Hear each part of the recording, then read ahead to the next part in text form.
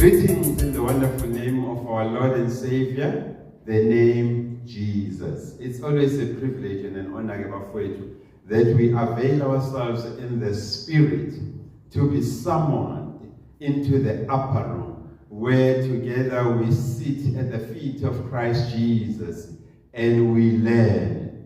Hallelujah. We learn. We sit at the feet of Christ Jesus and we avail ourselves in the Spirit to be teachable.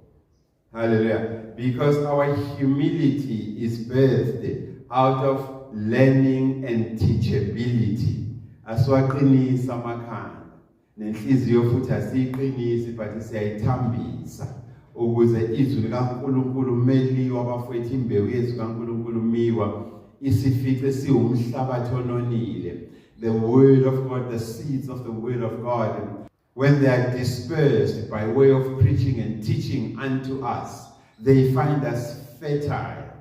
Hallelujah. They find us fertile so that we experience the transforming ministry of Christ Jesus.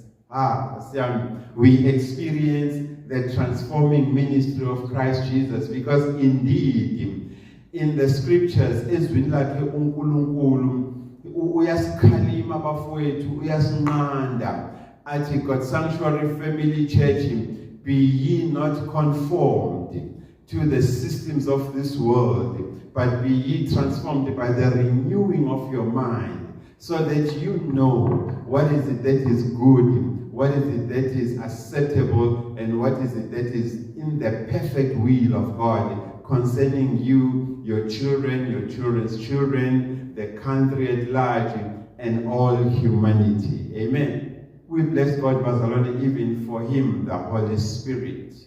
Ruach HaKodesh. We bless God for him, the Spirit of truth, the Ruach Emet. That when him, the Spirit of the Lord, is come upon us, we are enabled to partake of the realm and the culture of the Spirit of God in a language that God understands. Amen. You welcome to the sanctuary. We welcome you, the members. We welcome you, the friends of the sanctuary. And we even welcome you who happen to stumble onto these teachings at God's Sanctuary Family Church. Amen. Now, Bazalwane, when we sat in the upper room with him, the Spirit of truth, when we sat in the upper room with him, Jehovah Zigeno, he revealed unto us the book of 1 Timothy chapter 6. Hallelujah.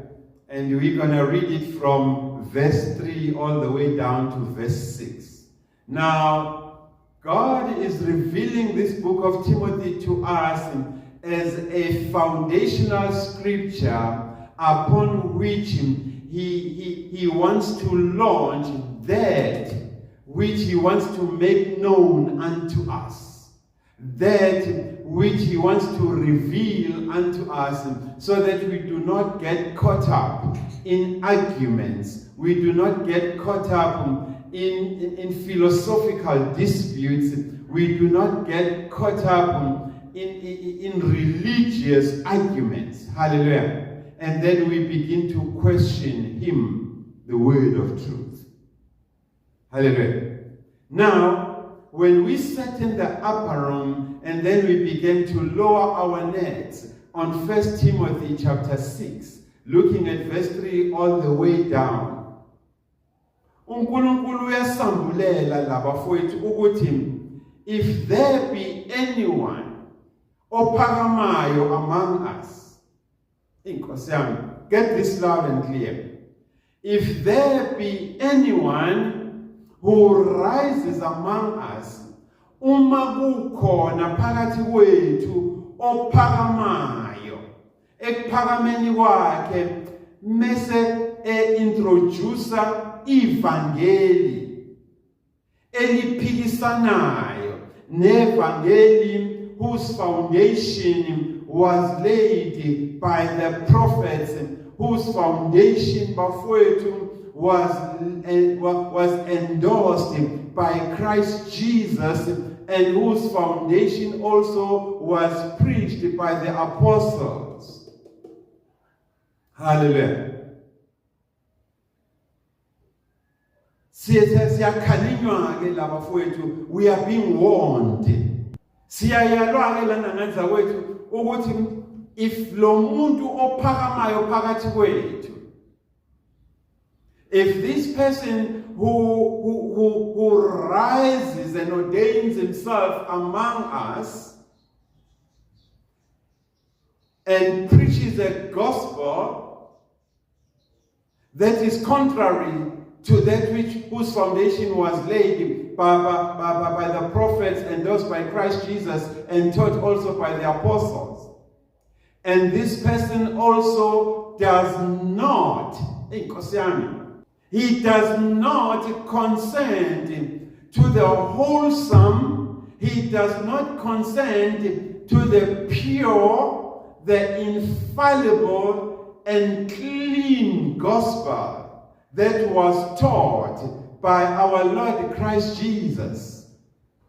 Ngamafishane, if lo muntu ophakamayo phakathi kwethu ephakama ngokuphikisana namazwi aqinisileyo noma namazwi eqiniso, ashunyayelwa futhi afundiswa inkosi yethu uKristu Jesu ongumsindisi futhi wethu, aphinde futhi lo muntu ophakamayo phakathi kwethu bafowethu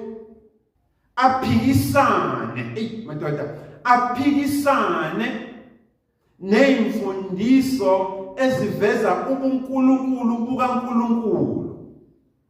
Eyizonene, aphikisane neimfundiso, the doctrine that reveals the godliness of God. Imfundiso eyiveza mfowethu zambule ubunkulunkulu bukaNkulunkulu. uNkulunkulu uthi kithina asiqapheleke, siphinde sazi futhi ukuthi lo muntu lo unempakamo. Hallelujah. He is proud.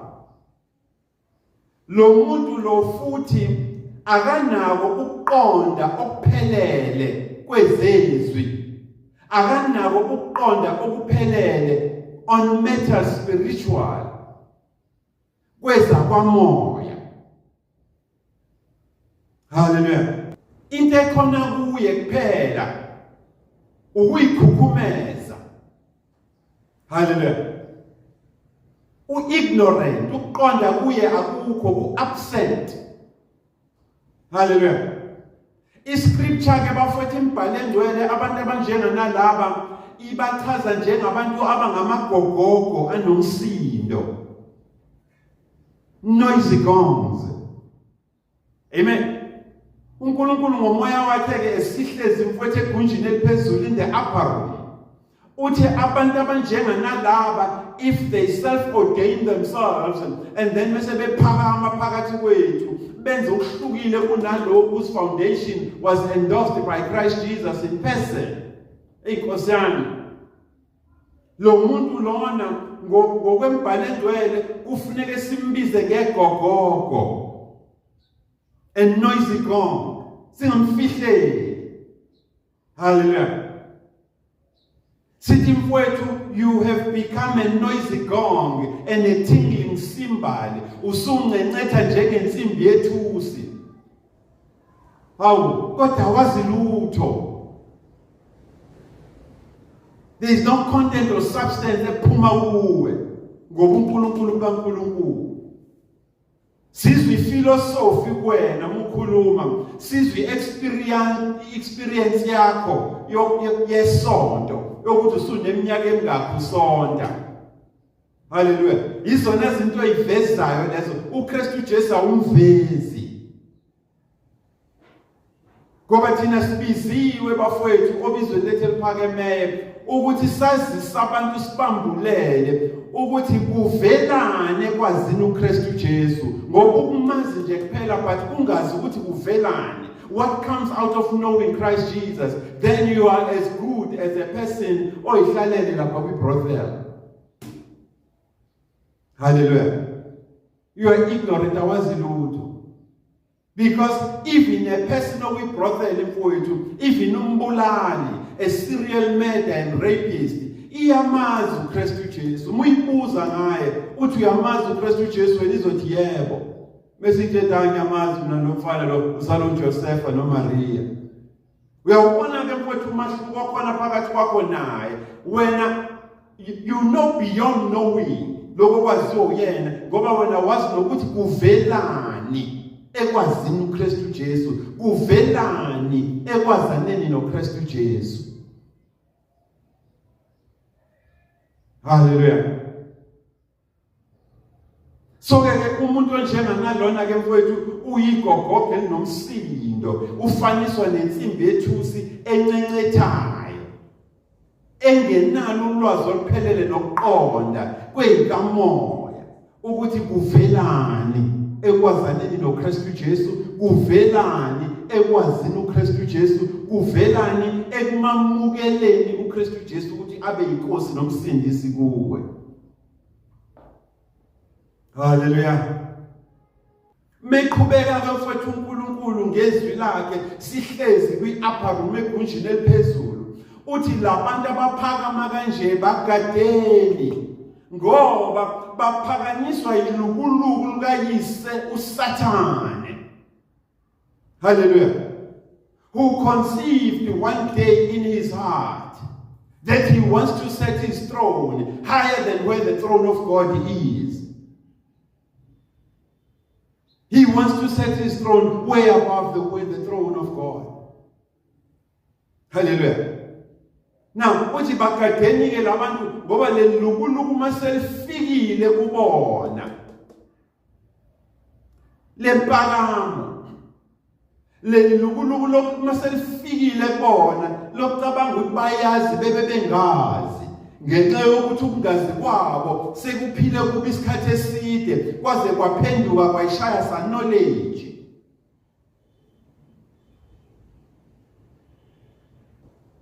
All that is in their DNA, konke okukulibompilo labo regarding ezenkolo, uma bevula umlomo mfowethu ukuthi nje baphikise ngoba vele bawomphika uKristu, baphika nokuthi uNkulunkulu ukhona. They have resolved in their heart that there is no God.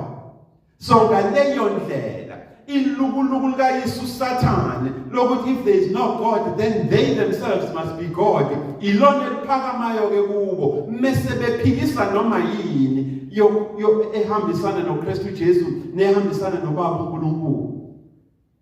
Hallelujah. Isizulu ke mfowethu sibeka kahle sithi labantu ilukuluku abanalo elokuxova udweshu ngaphakathi endlini kaNkulunkulu naphakathi kwamakholwa. Baletha division, they bring strife,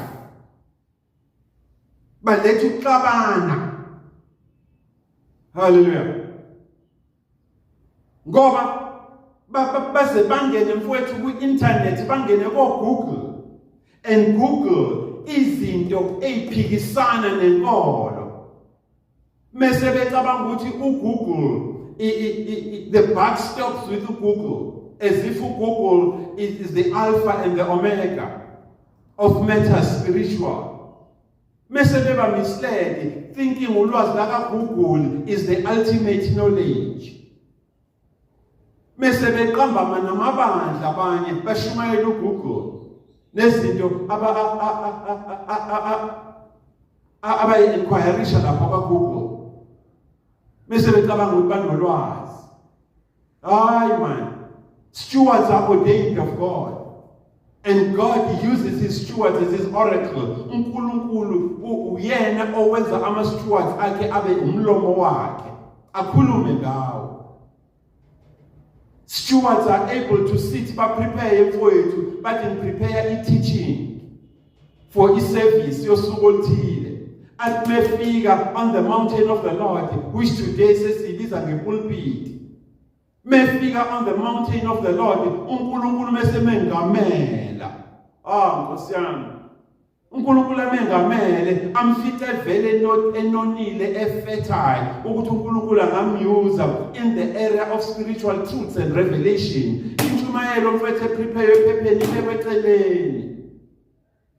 Hallelujah. Akhuluma uNkulunkulu ngesithuko sakhe. Hallelujah. Oqhathizwe laba amadungamuzi. Okhandashisa. Igebengu. Who always look for an area pastor mhlambe athe ukuba wiki kuyona. Let's say the church is struggling financially. Yena abone opportunity kayise uSathane ukuthi mangasa exploit le area yakwa finance esontweni. Then you will be able to take a third of the church ahambe nayo ayavulela ibandla. Elbeswe we sound system. Stage effects, no Google, plus the philosophy anayo yasesikoleni. Bese ucabanga ukuthi wenza okuyikona kanti hayi usenza ngakhona mfowethu. Buya uzofundiswa. Avail yourself in the spirit. Let the spirit of the Lord set you apart. Hey Nkosi yami akuhlukanisele kuye. Him the spirit of truth. Ukuze ngelinye ilanga nawe usukuma testify uthi indeed the spirit of the Lord when he's come upon you mfana he separates you unto himself for his own nature and glory. To preach this gospel of salvation. To heal the brokenhearted. To set the captives free. And to bring at liberty those ababoshiwe beboshwe isono. And as if that is not enough, ungalibali to declare the year of the Lord. At every opportunity, oyitholayo uma kufanele utestify ngoNkulunkulu, utestify ngoKristu Jesu. Hallelujah. Bakadela babantu. Abantu bephakama phakathi kwenu ebandleni bese bephakama negospel engayazi, strange gospel. Baphakame nemililo engayazi. Babize imililo engayazi, strange fires. Sibonile lokhu mfowethu ngamadodana kaAaron, Abihu and Nadab, when they were invoking strange fires. Leviticus chapter 10. And uNkulunkulu immediately, when you blaspheme him, the Holy Spirit, Jehovah again, when you blaspheme him, Ruach HaKodesh, when you blaspheme him, Ruach HaMeth, your sentence, your judgment is immediate. Hallelujah. So, kunento uNkulunkulu afuna ukuyikhuluma nathi, ukuthi asibagadeke lenhlobo yabantu enje. Hallelujah. Igadeke lenhlobo. uNkulunkulu yasiwonisha abafowethu. Uthi lezi zinto lezi abantu abazenzayo la ngaphakathi endlini yokukholwa, lezi zinto abazenzayo endlini yokuthandaza, lezi zinto abazenzayo esontweni nasempilweni yakho privately as umzalwane or umuntu osekwijeni yokufuna uNkulunkulu. Yizo lezi zinto ezizala. It is these things that birth umona. Hallelujah. Angithi phela useya exploiter yena. Uyabona ukuthi ibandla financial is not doing well. Then sekuyena oboleka abantu imali esontweni. Hallelujah. Right under the nose. Right under the nose of the vision bearer. Right under the nose of the ordained pastor and leader of the ministry. Seboleka abantu imali. Sekulenkonzo yosuku nje lakhe ekhaya kwakhe, lahlanganelwa khona egarage lakhe noma elounge. La ishofa khona.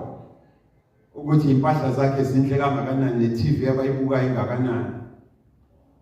Hallelujah.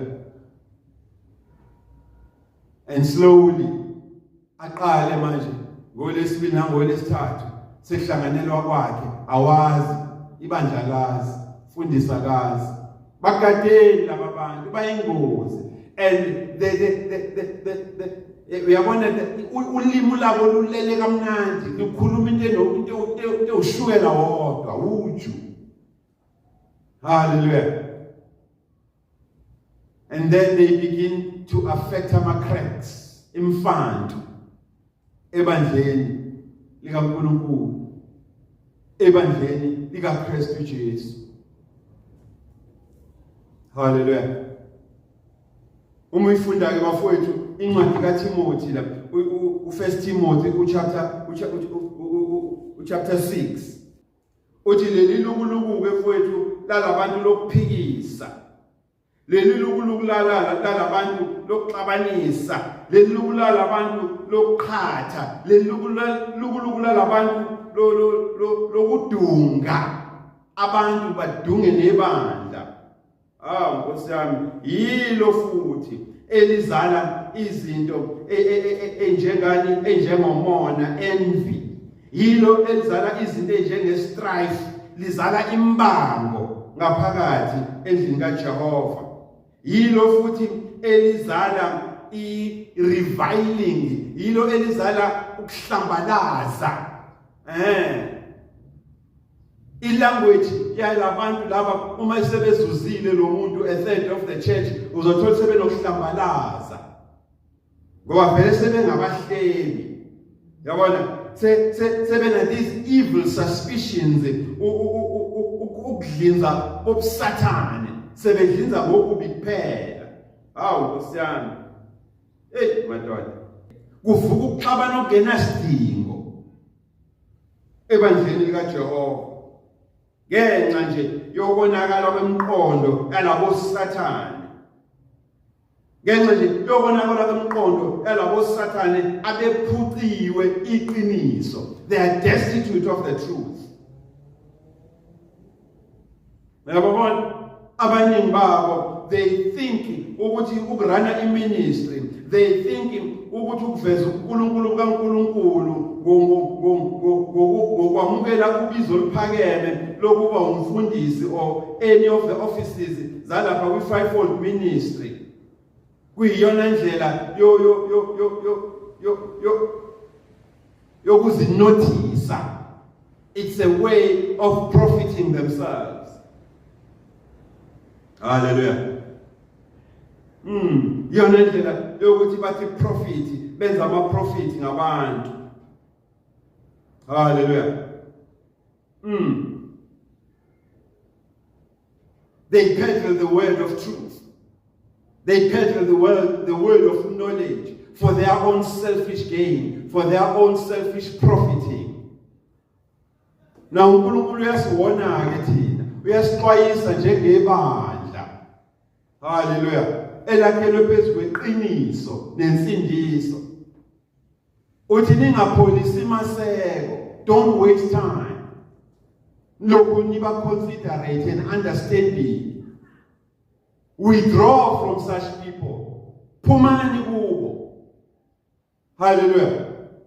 Uma kuwukuthi bangaphakathi ebandleni, baphusheni baphume, bangaze bayidunge indlu kaNkulunkulu ngamanga abo, badunge indlu kaNkulunkulu ngoGoogle, badunge indlu kaNkulunkulu ngama-questions mfowethu abacabanga ukuthi alegitimate, bacabanga ukuthi ama-questions ayiqiniso nasezwini abawathatha lapha kaGoogle, babuye-ke bazongena nawo la ngaphakathi endlini kaNkulunkulu.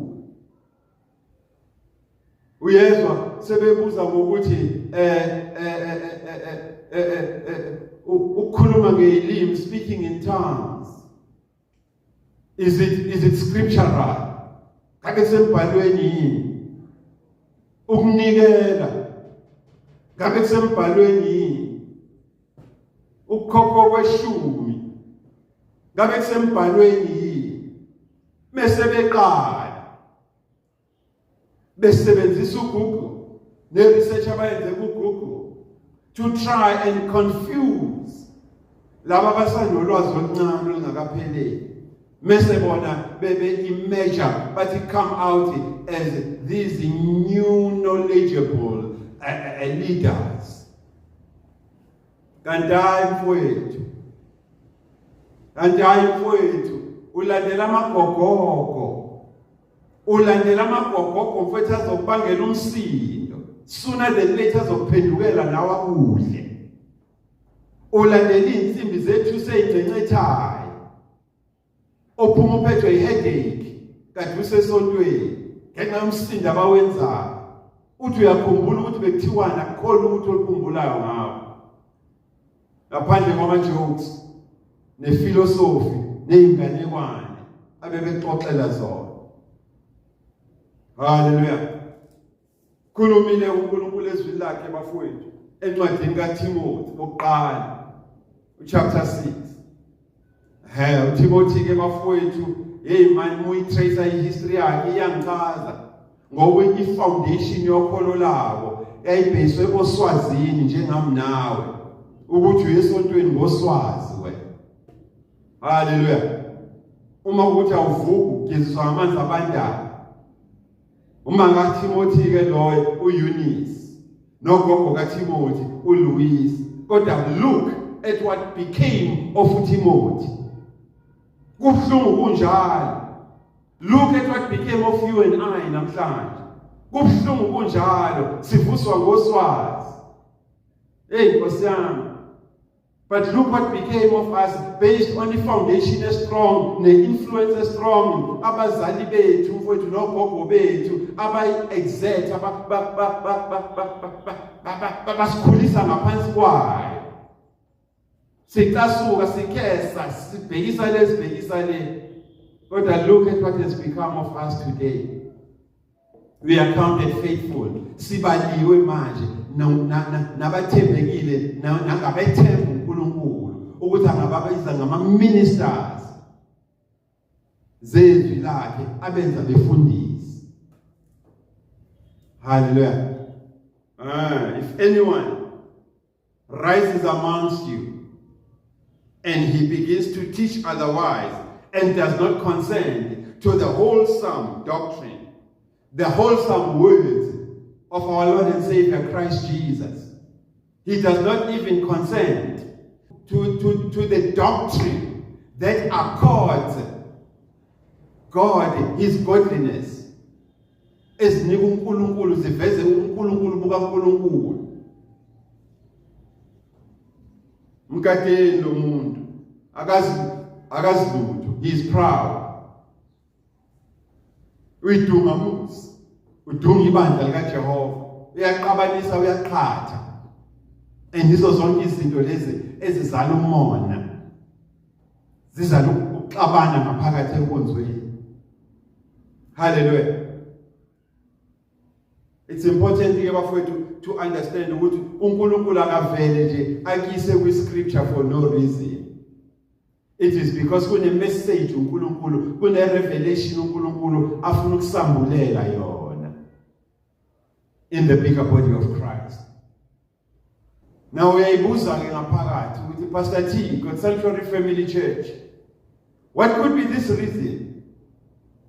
Isiphi lesizathu esibanga ukuthi uNkulunkulu andlalele intshumayelo yanamhlanje phezu kwencwadi kaThimothi? Mfana kaSis Eunice nogogo Louis, umfana kaMamthoko nogogo uSigweje, mina ke loyo. Hallelujah. Isiphi isizathu esibanga ukuthi uNkulunkulu andlalele le ntshumayelo phezu kwale introduction enika umfana kaMamthoko, enika umzukulu kagogo uSigweje uEvelyn? Now uma sihlezi ke mfowethu kwi-upper room egwinjini eliphezulu, Nkosi yami, lowering our necks in the spirit, ukuthi khuluma nathi Jehova, sivezele ingqikithi, sivezele the deeper secrets that you want us to share among ourselves and with our children. uNkulunkulu ke bafowethu by his spirit uthi kithina isizathu esibanga ukuthi ngiveze lokhu ingoba ngifuna ukukhuza umsindo kwa Sanctuary Family Church, ngifuna ukukhuza umsindo wePastor Thwala, ngifuna ukukhuza umsindo you friends of the sanctuary engubona wenzeke esontweni. Hallelujah. Ngifuna ukukhuza umsindo mfowethu we-doctrinal error, ngifuna ukukhuza umsindo we-greed. Hey wena, ngifuna ukukhuza umsindo ebandleni lami mfowethu weimfundiso zamanga. Hallelujah. Ngifuna ukukhuza umsindo engubonayo udlebeleka mfowethu like wildfire in the church, where men and women they think by running a ministry then you ought to peddle the word of God for your own profitability. Hallelujah. Preaching the gospel is not an issue anymore, but it is about building empires for yourself and your family. Ufeyile empilweni, ufeyile in employment, ufeyile in business, and then you become a pastor. A ruthless one, for that matter, who milk the wallet and the accounts of people uzudla imali zabafelokazi wena, udle neimali zeqolo. Hallelujah. uNkulunkulu ufuna ukukhuza lo msindo. Ufuna ukukhuza lo msindo ngoba uyawubona ukuthi uyasha in the church. Sibizile uNkulunkulu sasabela. But message enginika wona izoqeda ubungani sometimes. Hallelujah. Izoqedela ubungani. It may even chase abanye abantu abalanga phakathi abane agenda ethile kuleli bandla ibaxoshe, which is good at the end of the day. Hallelujah. Ngoba more often than once sidansa neScorpion team. And iScorpion uma sesikustinga sikutingela uthi awumfowethu ngathi sidansa kamnandi kangaka ithengwe nawe ngathi mfowethu ngiku-embrace with all the love, why ungitingela? Athi it is in my nature, kukwimvelo yami mfowethu ukuthi ngikhethe, kukwimvelo yami ukuthi ngikulimaze, kukwimvelo yami ukuthi ngizise ubuhlungu, ayikho lento engingayenza. I've given my soul to ubaba uSathane. Because silele thina sometimes abazalwane, silele umthobo, silele siphethe revelation, silele siphethe prophecy, the prophetic, silele siphethe izambulo, silele siphethe ama-warnings. But siye khona mase sitingelo siphinde sikhale futhi. Hallelujah. 2 Corinthians 2 verse 17. uNkulunkulu uyasithiphisa ngokukhuza umsindo ngabaseKorinte besibili, 2 Corinthians 2, ukuthi asingalidungi ivangeli, asingayidungi intshumayelo yensindiso neqiniso ngenxa yokuthi nje sifuna ukwakha imali sakhe nama-empires. Uma ukuthi uThwala uyahamba emhlabeni, hayi manje ngamanye kulandwa indodana yakhe ethaveni, kuzoba yiyona eyengamela iphathele libandla. Ngoba seliphenduke ifa lakaThwala, akuselona ifa labantu uNkulunkulu whom he has set apart, abahlukanisele kuye, that they may enjoy eternity, ukuthi ba-enjoy ingunaphakade. Kungamane kulandwa indodana yami mfowethu ethaveni ikhunjwa ngebhala ilethwe la izogqokiswa impurampura. Hallelujah. Fakwe nokholo besilizwa ngekhanda laleli bandla. Konakele bafowethu, but kunesizathu uNkulunkulu ukhuza lo msindo. Hallelujah. Ukufakazela lokhu ke mfowethu ukuze ubone ukuthi lento esikhulumayo sikhulumeli nje, but we step into the upper room mfowethu and sifike sizendlale, avail ourselves in the spirit. Sithi Lord God Almighty khuluma nathi, siphi izambulo, sivezele lokhu ufuna sikwazi ukuze singaweli ophathe. Inyawo lethu lingasheleli sithi asigiye ngethambo lethu. Hallelujah. Ukufakazela ke mfowethu lokhu uNkulunkulu akushoyo kithi kungenzeka ukuthi nawe mhlawumbe usebandleni, according to 2 Corinthians chapter 2 verse 17. Kungenzeka ukuthi nawe ukule nhlobo yebandla mfowethu, according to 1 Timothy chapter 6 verse 3 all the way to 6. Esekuvuka abantu abathile ngaphakathi, o ibandla eliholwa umuntu owavuka ngaphakathi.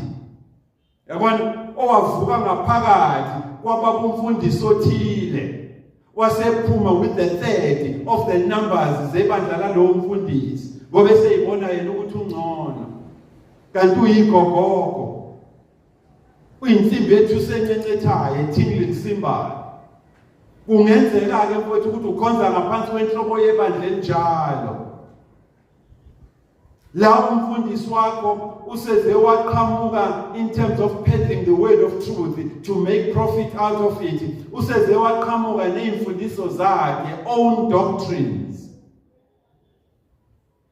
osuhlale ngaphansi kwazo zibe zamanga zaze zaphenduka iqiniso, la enfundisa khona ukuthi poverty is sin, poverty is demonic. Uzogqume nesihlalo usukume uthi glory hallelujah, uma esefundisa lezi imfundiso zakhe ezisuka emcabangweni nasezikanukweni zakhe ukuthi ukuhlupheka nobupha kuyisono.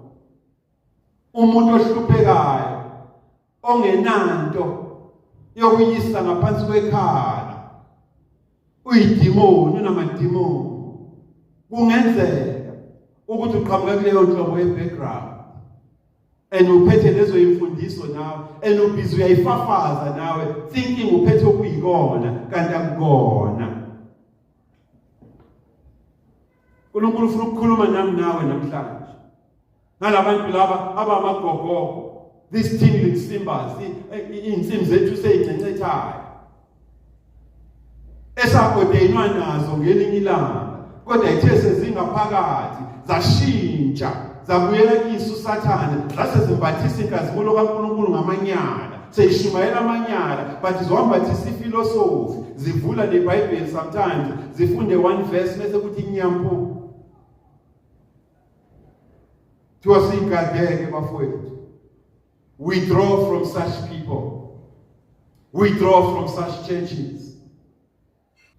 Ngenzeka futhi ukuthi uyayibuza naphakathi enhlizweni, but uyangifihlela, but ngiyabona uyasmile ukuthi hawu kahle kahle wethwala wedwa Sanctuary Family Church uthini manje, ngoba phela nami ngingomunye wabafundiswe kanjalo ukuthi poverty is a sin, a poor person is demonic, unamadimoni.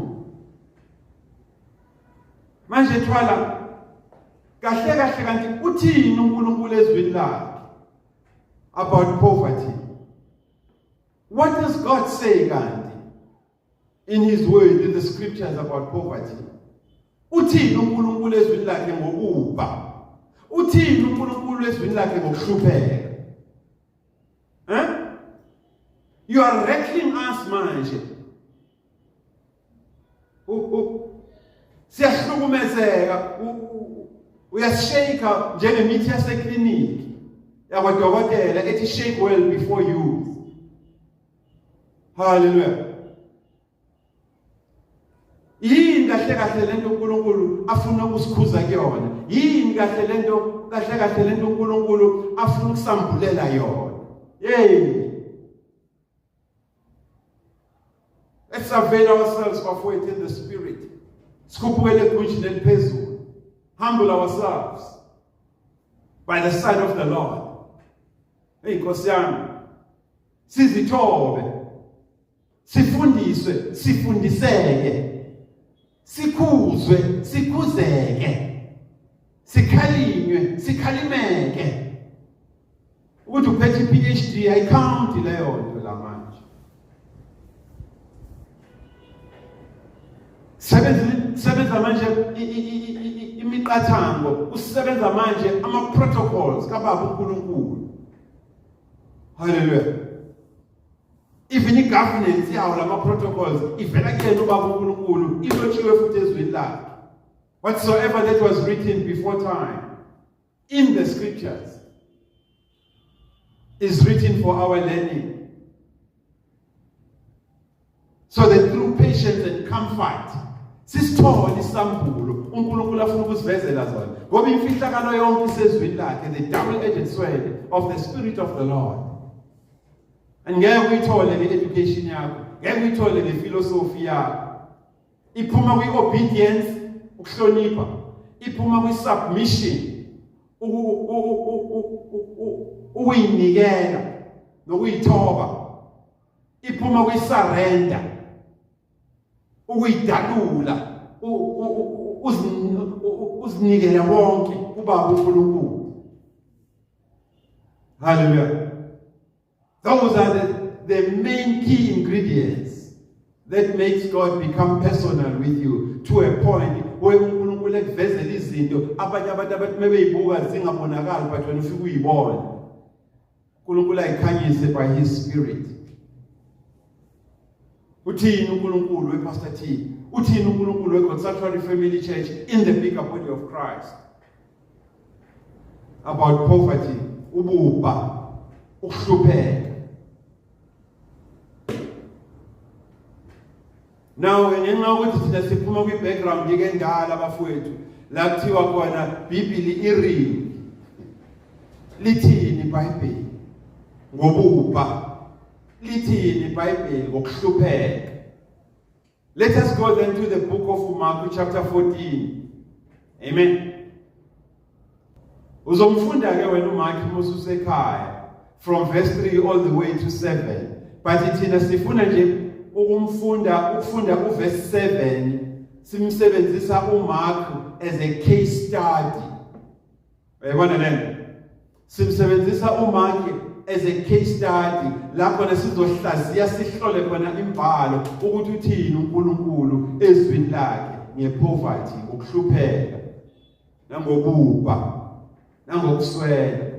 Ngabe le doctrine leyifundiswa iphethe zasebandleni lakho zokuthi ukuswela nokuhlupheka kuyisono.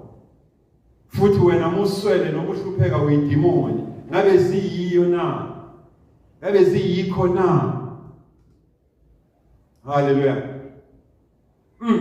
Now, the case study is the case study about the anointing of Jesus. Essentially, Simon the leper. The anointing of Christ Jesus.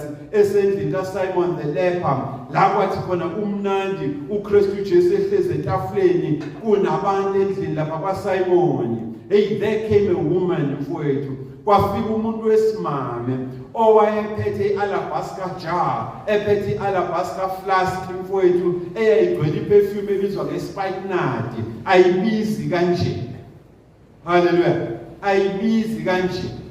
Today ispikenard perfume mfowethu eyayiphethwe yilo mama owangena wazo-anointa wagcoba uKristu Jesu ngaye from head to toe. Ngeyikhathi zabo yayi 300 denarii. As at today, in terms of the rates of exchange, 300 denarii is worth about 26,487 rand and 37 cents. As at the 5th of October, 2025. 300 denarii is worth about 26,487 rand and 37 cents. That tells you how expensive ispikenard perfume is. Eyiphethe lo mama mfowethu, eyiphethe nge-alabaster flask. Wathi mehlale enyaweni kaKristu elalela uKristu Jesu ebambulela that which is in the will of God, ebambulela lokho kusentandweni kaBaba uNkulunkulu. Yazi man, what meyibuka le perfume wayibona nothing ingelutho uma eyiqhathanisa nephakade elivela ekwazaneni noKristu Jesu, nephakade elivela ekumukeleni amazwi aphilisayo akhulunywa uKristu Jesu nafundisa ngawo. Wavele wathi ayayicracker lento man, I'm no longer taking it to the market. Ama-decisions lawa athathwayo mfowethu afuna ukuthathwa umuntu. Nefuneka usike ipattern kuwona ukuthi if this woman was able to do this, yini engistophayo mina. Ngoba wena uyakwazi ukuthi ipolo lakho, uyakwazi ukuthi iMercedes yakho, uyakwazi ukuthi BMW or uToyota wakho upakile garage linizulu. uNkulunkulu ekusisile ngayo le moto. Uthi i-weather is not good. Umakhaza, and therefore ngiyapostpone ukuya esontweni, ngiyapostpone ukuyohlanganyela with the saints. Uyisho lento uhlezi nenkunzi yeBM, uhlezi nenkunzi yeMac, uhlezi nenkunzi yemoto epakeke ikhapothi yakho naseyadini. Awudingi ngisho umbrella to go to church. Hallelujah. And you're only going to spend an hour and a half or two at church, the most. But you decide ngenxa ye-weather, decide ngenxa yokugodola, or no, you are not going to church. And there is a woman who is carrying 26,487 rand and 37 cents. Ukuthi nje ngokuba senyaweni kaKristu Jesu, even i-agenda kwethu include, it was not about her, but the timing was so perfect ukuthi wahlala enyaweni kaKristu Jesu. uJesu waseveza iphakade wathi kunokuba ngithi stick to emakethe ngamukela iphakade manje. Hallelujah. Wavele wamgcoba uKristu Jesu, wamgcoba mfowethu ngespikenard, into engasuki phansi eperfume, ahlalanga kahle kwabanye. Ukumgcoba kwakho uKristu Jesu ngespikenard mfowethu ngale perfume ahlalanga kahle kwabanye. Kwaqala kwavukani ngaphakathi behlezi noKristu Jesu onguNkulunkulu, kwavuka umsindo, kwavuka ukuvungama kwabanye, crying foul. But what a waste. He wasted it. This perfume could have easily been taken to imakethe iyodayiswa kunokuba iwaste egcobeni uKristu Jesu. We could have easily made it 300 denarii. We could have easily made it at 26,487 and 37 cents ngale perfume. And then mase siyawathatha ama-proceeds esale yale perfume siyobondla ngawo the poor, abahluphekayo nabaswele, nabaphila ebubeni. Hallelujah. Ngiyayithanda bafowethu mina, ngiyayithanda indlela uKristu Jesu aphendula ngayo. Ngoba indlela aphendula ngayo uJesu is an indictment. It shames you and I. Isimbula izinqa, iveza amahlazo ethu ey'ntweni zakamoya. Kuverse 7. uKristu Jesu, hey man, angazi noma ngikuyifunde noma ngikubekele yona so that we understand. uKristu Jesu uthi yazi lo msindo enwenzayo ngiyakuzwa but ufuna ukukhuzwa ASAP singawuyeki uzufestarishe ukuthi become a point of debate among abazalwane. Ngoba ezinye izinto ziyekelelwa yithina ukuthi size siphenduke idebate ebandleni. Ngani we are not instant, in season and out of season when it comes to the word of God. Sinama knee-jerk reactions. uJesu uthi mina ngiyayibamba ke mfowethu isavele ngekhanda. Any little fox whose sole aim is to spoil the vine and steal the crown of your glory. Mina ngiyibamba isavele ngekhanda angiwaste isikhathi. uJesu uthi kulabo abavungamayo asebeyibeka bona ukuthi banombono ongcono ngeperfume yalo mama. Sekuyibona bayibona bengcono ukuthi bangakhuza lo mama ukugcoba uKristu Jesu. Sekuyibona bayibona bengcono ukuthi banemicabango emihle ngabantu abaphuwa nabaswele. Kodwa all along bebengenzi lutho ngabo. uKristu Jesu uthi hayi man, lalelani, lo msindo wenu awuna effect. Lo msindo wenu awusizi umuntu ngalutho, ngoba the poor you will always have amongst yourselves. Bayibona lena, the poor, abantu abahlwempu, abantu abahluphekayo, abantu abaswele, niyohlaleni nabo phakathi kwenu ngaso sonke isikhathi. And uma kunifikela ukuthi nibenzele okuhle, niyobenzela. Kodwa uma kunganifikeli, this is now the revelation efuna kuyibambe. Uma kunganifikeli ngeke neze lutho, instead bayohlupheka nikhona. And mina Kristu Jesu, you don't have me always ukuthi ngiphile phakathi kwenu. Ngine special assignment engizele, and sooner than later ngiya exit ngibuyela kubaba uNkulunkulu ngiyogcina isithembiso engithembise sona ukuthi ekhaya kaBaba kunezindlu eziningi kumele ngizakhe nginakhele zona ukuze la ngikhona nani nibe kanye nami. Hallelujah.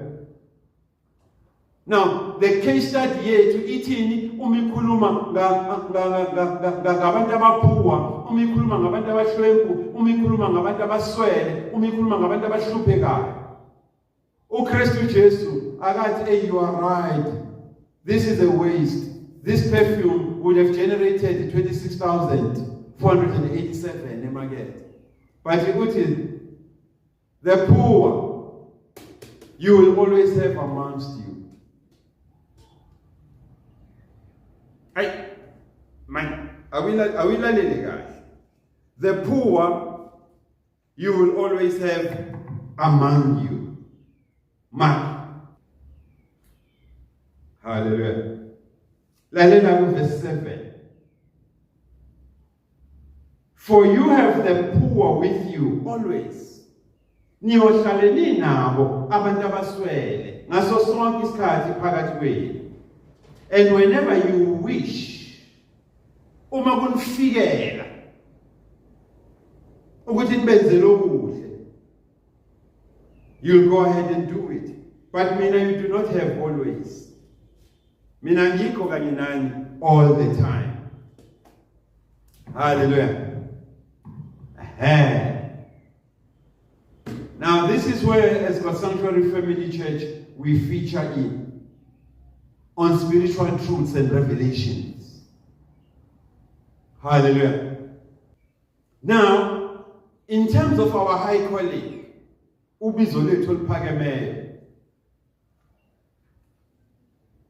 injongo uNkulunkulu asibekele yona for the year 2025.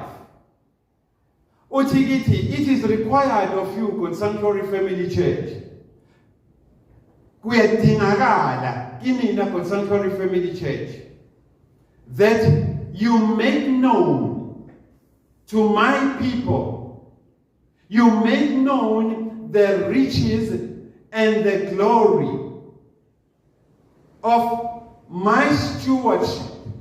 You make known the riches and the glory of the secrets of my stewardship. Which secrets are embedded in Christ Jesus, who is present among you and my people. Which Christ Jesus is the very hope of your glory.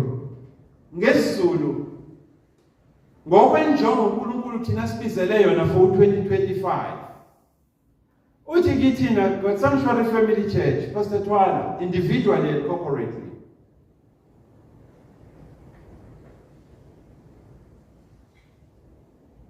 it is required, kuyafunakala futhi kuyadingeka kinina,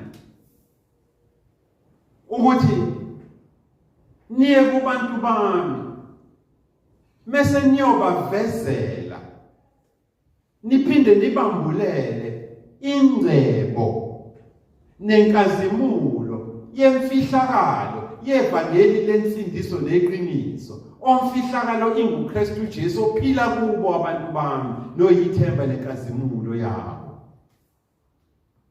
Hallelujah. Yingakho ke namhlanje bafowethu sizoveza isambulo. Yingakho namhlanje sizokwambulela the prophetic, the stewardship, imfihlakalo yokujula nokujiya kwevangeli lensindiso enguKristu Jesu ebekwe yafihlwa lapha kubani kuMark chapter 14 verses 3 to 7. Hallelujah. Siyasambula ke namhlanje ukuthi uthini uNkulunkulu kahle kahle kithina ngale case study yencwadi kaMark chapter 14. Uthini kithina ngabantu abashwembu, uthini kithina about the poor. Izwi lomlomo ongathethi imanga lithini kimi nawe namuhla. Ngiyacabanga it's important also ukuthi ngikuveze lokho ukuthi don't get me wrong bafowethu. Ninga misinterpret. Ningaqageli ukuthi ngithini. Hallelujah. I am fully conscious and fully knowledgeable that kusentandweni kaBaba uNkulunkulu that we prosper. Hallelujah.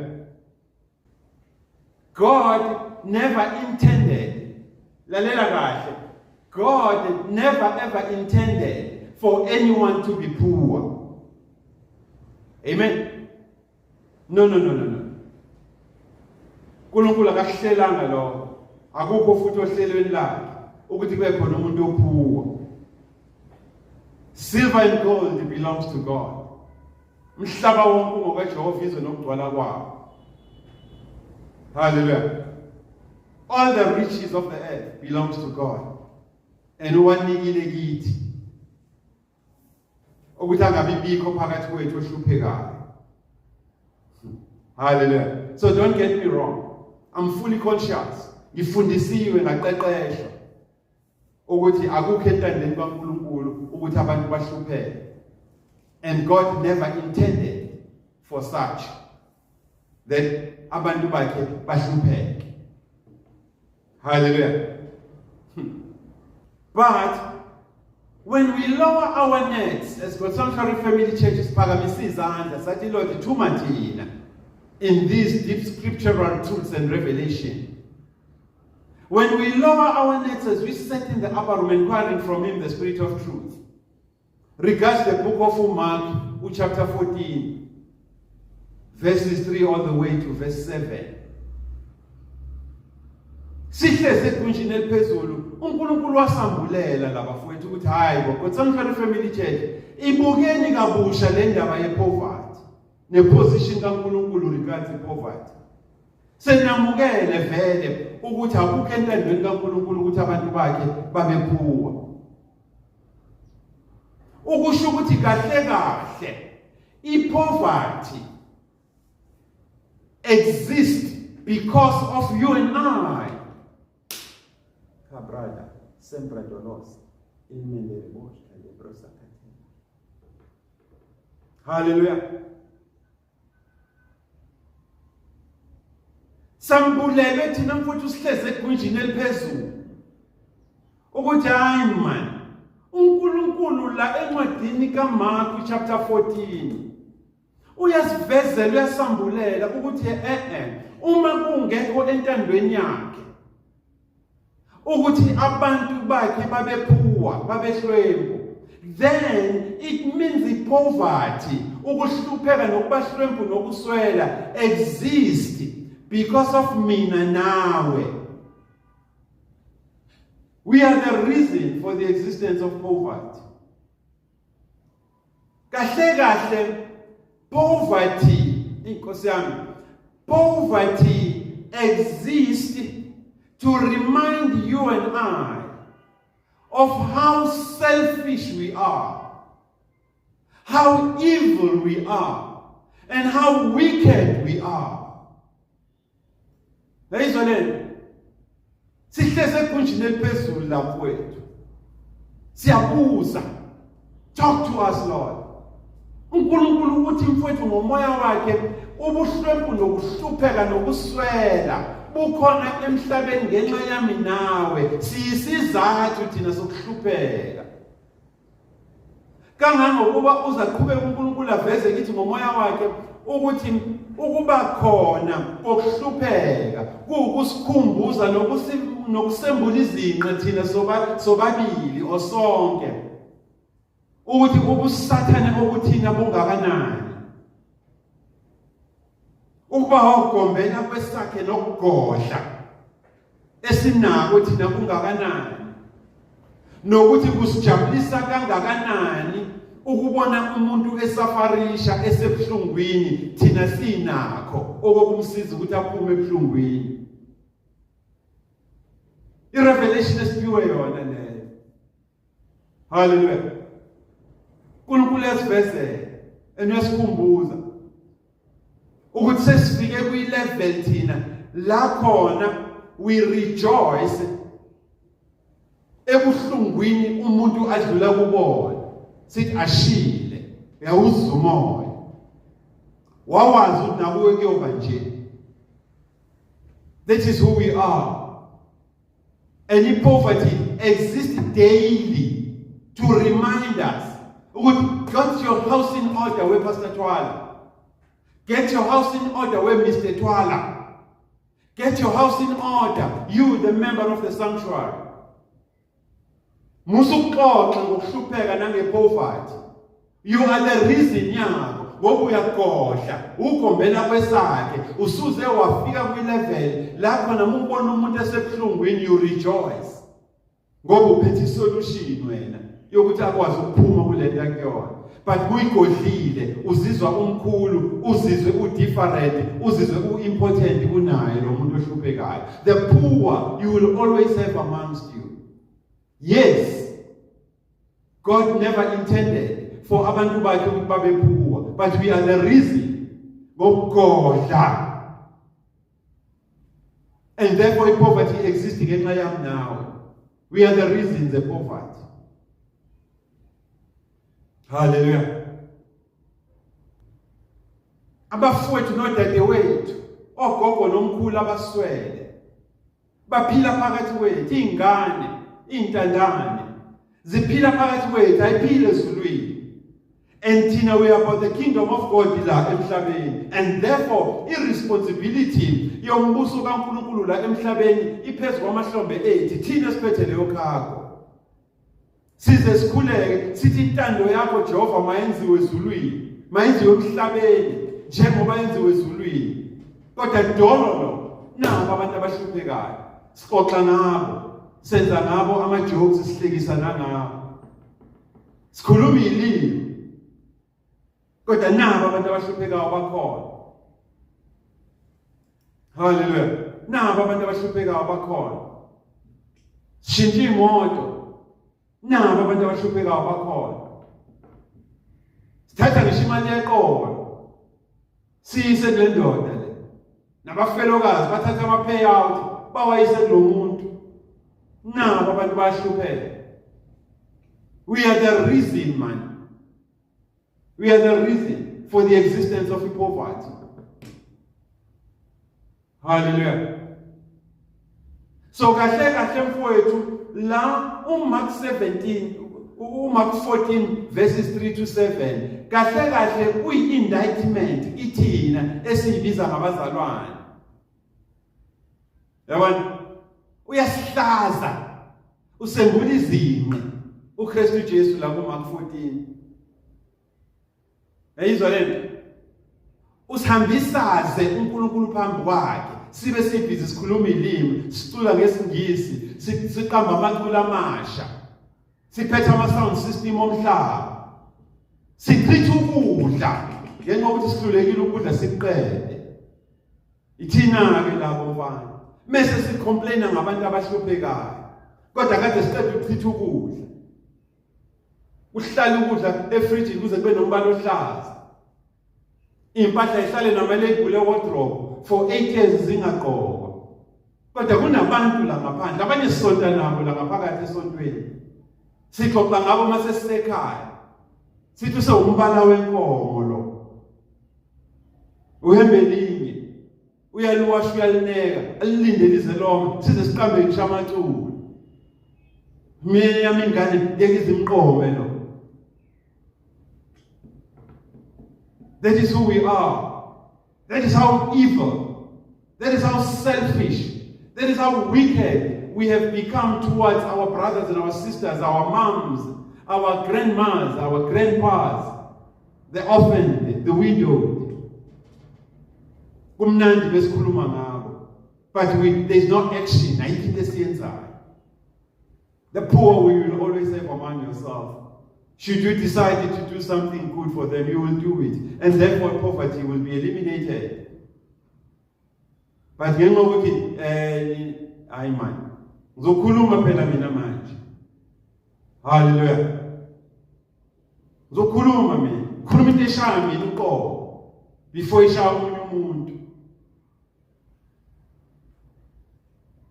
Ngize ngiqhamuke nama-doctrines ukuthi if you tap into the grace of the set man of this house, uthwala, uNkulunkulu will do miracles for you. Uyithatha leyo. Uyithatha leyo. Balambile abantu la. Usibangela ikhala i-anxiety. Ngibona i-iPhone 15. Uma kukhona umzalwane othintekayo, vele manje usibangela i-anxiety, usibangela ikhala. Ufuna sibe kwi-competition to buy you i-iPhone. Ka 35,000 rand. Kunomntwana oyoshawa esikoleni ngomsombuluko, oshawela ukuthi abazali abakayikhokhi school fee. Kuphanishwa yena engasebenzi. Hayi man. Icathulo zakhe seyithunga ayisakwazi ngisho ukuthungeka. Ne-glue isifice enye i-glue. Sekuze kwangathi i-glue iyisoul. Kodwa ukhona wena. Ugqoka uCrockett and Johannes. Ugqoka uFlosheni. Nezinye ngicathulo. Ezinye uzosebenza ngaze engadini. Engasiza umuntu. The poor you'll always have amongst yourself. I-revelation esiphethe mfowethu le. uNkulunkulu uthi we have failed him. uNkulunkulu asivezele ukuthi we have failed him ngomcebo mfowethu asiphe wona. We have failed him ngendleko asiphe yona. Siyehluleka ukunakekela abantu bakhe. Ngomcebo thina siphe wona. Nangendlela asiphe yona. We have failed God. Uma 14 bafowethu indictment enzima kabi kithina. Uyasiphoxa manje, uyasihlaza, uyasijivaza. Sibe sibiza ngamafolo. But at the same time uyasivusa. Usivusa to the will of God anayo ngathi. Hallelujah. Uzabuza umpostoli. Uzabuza uNkulunkulu ngompostoli. Athi have you robbed God? And uzothi cha. Kanti yes, we rob God daily. Not only in tithes and offering, but we are failing for it according to Isaiah 58, verse 7 all the way down. Siyafeyila to clothe the people of God. Laba bahambaze. Sihluleka ukubagqokisa. Sihluleka ukubafida mfowethu. Laba balambile ngomnotho uNkulunkulu asiphe wona.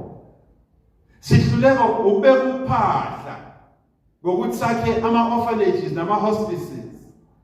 La khona mfowethu sizobavikela from the elements. Abantu abangenalutho. Babe in a place of safety. La bezothola khona ukudla. Bambathe baze bathole the-education. This is a serious indictment. But we are very quick to blame government.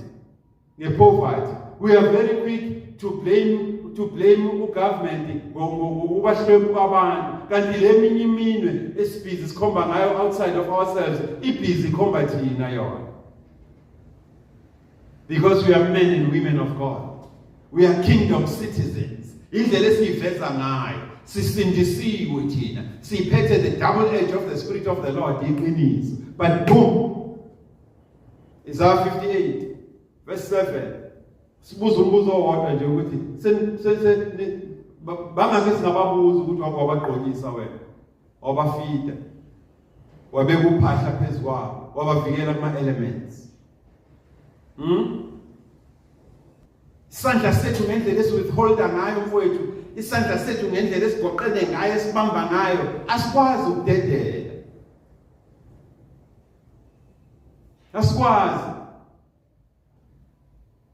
Asikwazi ukudedela. Akuphumi lutho, once selingenile la esontweni aliphumi, liphumela umfundisi kuphela uthwala. Anybody else no. Hayi man. Twala, repent. Repent, this is an indictment. You are the last person to talk about poverty, Twala. You are the last person to talk about abantu abashwembu because you are the reason babeshwembu. Give unto them. Ungahlala umukela njalo nje wena isandla sakho. Hallelujah. Uyamkhumbula uJohn, the Apostle John, chapter 21 in his epistle, chapter 21 verse 17. Ekepcharisha lapha amazwi ayebuza uJesu kuye. Pastor Twala, God Sanctuary Family Church, do you love me? If the answer is yes, washa. If you love me, then eradicate poverty. Qeda ukuba, qeda ukuhlupheka kubantu bami. Hallelujah. Help my people, help the poor. If you love me, help the poor, feed the poor. Twala. Proverbs 19:17.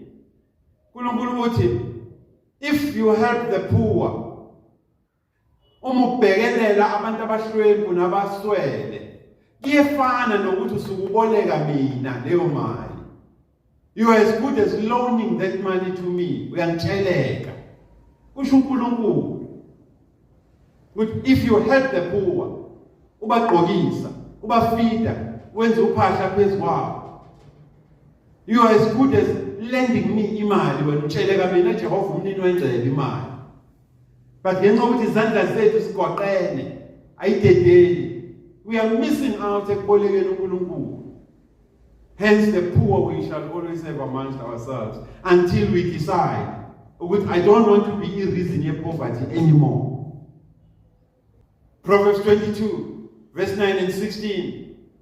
Yesikhumbuza bafowethu ukuthi asabele abampofu ukudla singachithi. Kungachithwa ukudla, zingalahlwa impahla zishiswe. Kukhona abantu abanokuyisebenzisa babe happy bajabule. Thina ke njengabefundisi also uNkulunkulu uyasibonisha la ukuthi ningayicebisi ngokucindezela abantu abaswele. Ningazidli imali zabafelokazi. Ningayidli imali yeqolo. Musana ukuyicebisa ngemali wrong. Because you invite abudidi, you invite ukuhlupheka, poverty to yourself. Hallelujah. Pastor Twala, God Sanctuary Family Church. If you love me, help my people. If you love me, care for the poor. Matthew 25:40. Noma yini mfowethu oyenzayo, oyenzela abantu abahluphekile, nabasesimene esinzima nesingaphansi kwesakho. uNkulunkulu leyo nto usukuyenza kubona, usukuyenza kuyena ngqo. That is how jealous God is. Intshisaka loNkulunkulu anayo ngabantu bakhe mfowethu inzima. And we can eradicate poverty. Sayiqeda nya ngokuthi sifunde ama principles ezwi. Sizenze sibe khona kweyikamoya. Hallelujah. Pastor Twala, God Sanctuary Family Church, do you love me? If yes, defend the poor. But defend. Psalm 82. Ungadlali ngabo. Ungadlali ngabo benzisa imisebenzi enzima nawe kungeke ukwazi ukwenza. Bese uphinde uthi ubancisha futhi nemali. You rob a man of his profit. Abezothenga ngayo impuphu nesinkwa. Psalm 82 verse 3. Yeke thwala leyo. Just because uyambona lo muntu uhluphekile, usudlala ngaye manje. Umwashisa iroof yendlu yakho. Umgugulisa ngo-sandpaper upende wendlu yakho yonke. And ufuna ukumnika 250 rand. What manner of man are you? Umkundisa ideke lonke, ufuna ukumnika u-50 rand. What manner of a Christian are you? Huh? Don't invite ulaka laNkulunkulu phezu kwempilo yakho. Ungakwenzi lokho. Which tells you namhlanje ukuthi even le doctrine okuyifundisiwe noyifundisayo la uphuma khona yokuthi poverty is sin, ukuhlupheka ububha kuyisono, kanjalo nabantu abahlupheka abamadimoni. Yazi ke kusukela namhlanje after this revelation uma ukuthi awufuna ukushintsha ukuthi idemoni kahle kahle wena twala. Wena imnawe idemoni. Hallelujah. Kungenzeka mhlawumbe uthi uyayibuza ukuthi hey babuthwala, how about this doctrine then engafundiswa yona then that you don't come before God empty-handed. Ngiyacabanga ukuthi for today and for purposes of time ukuze ukwazi ukwetshisa to ponder deep on the revelation uNkulunkulu ayikhulumile kuwe.